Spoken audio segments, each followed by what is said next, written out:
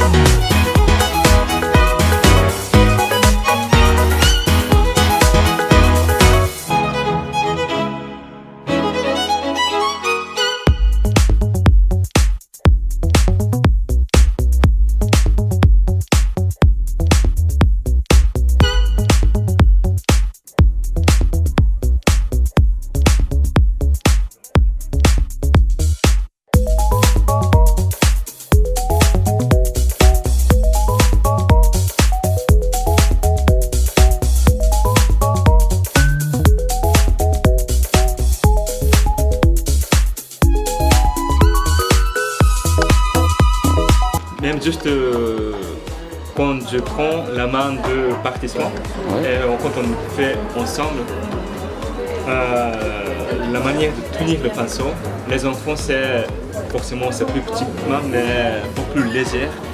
Adulte c'est plus agrippé, plus coincé.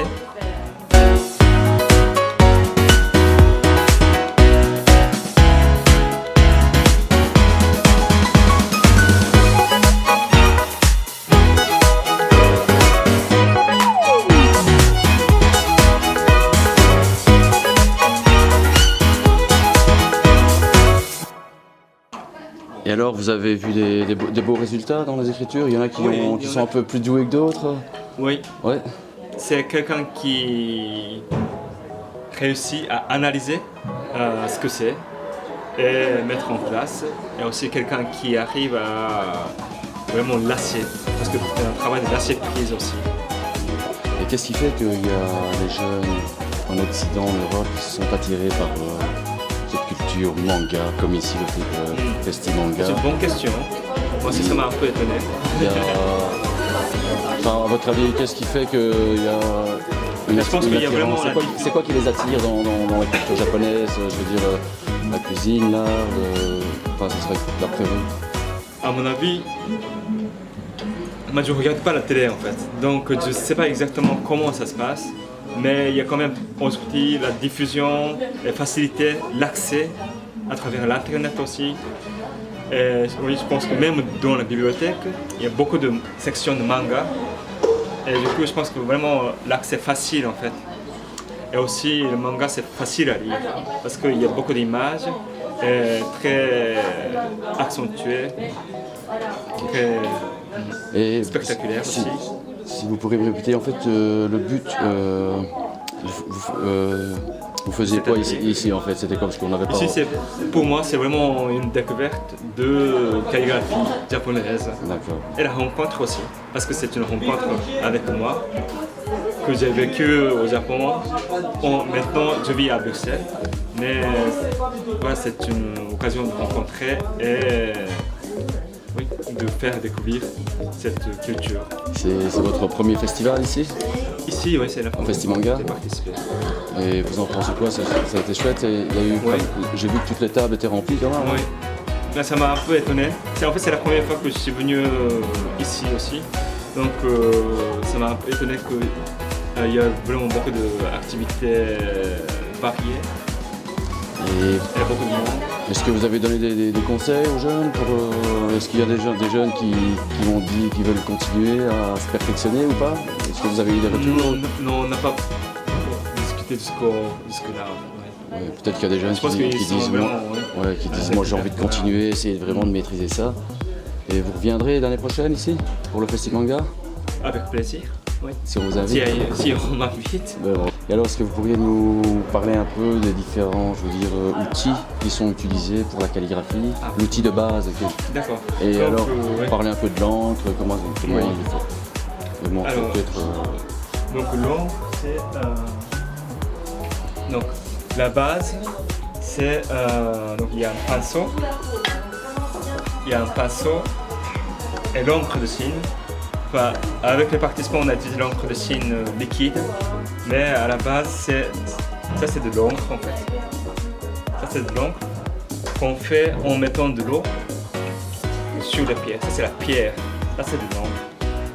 Et en mettant de l'eau, on frotte et on fait de l'encre. d'accord. Et puis le papier.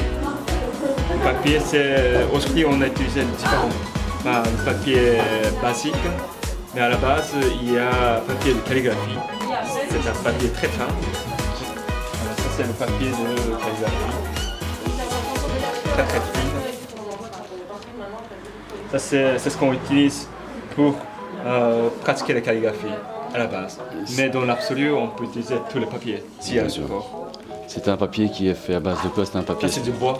Ah c'est Des vraiment. pulpes, oui. C'est le bois compressé, mélangé. Mais c'est vraiment basique.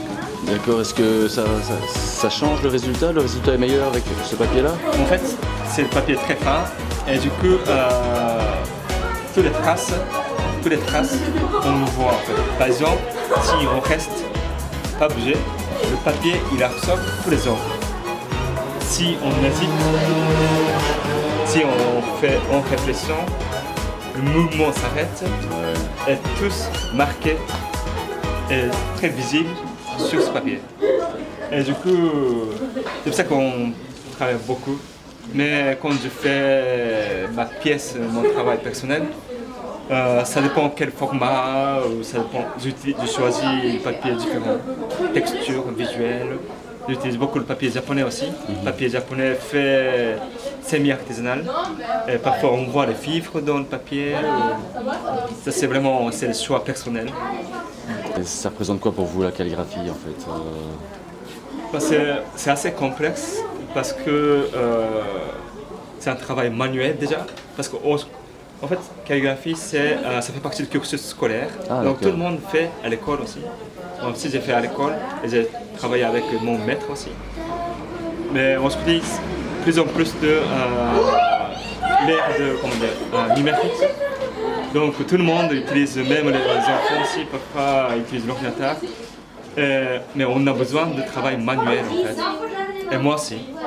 Donc contrepartie, il y a plus en plus d'adultes, s'ils ont du temps, ils reprennent aussi à faire la calligraphie. Parce que c'est un travail manuel, mais aussi dans le fond, c'est un travail mental aussi. Oui, l'esprit. Mental. Et c'est ce qui est plus riche, au-delà de l'écriture en fait.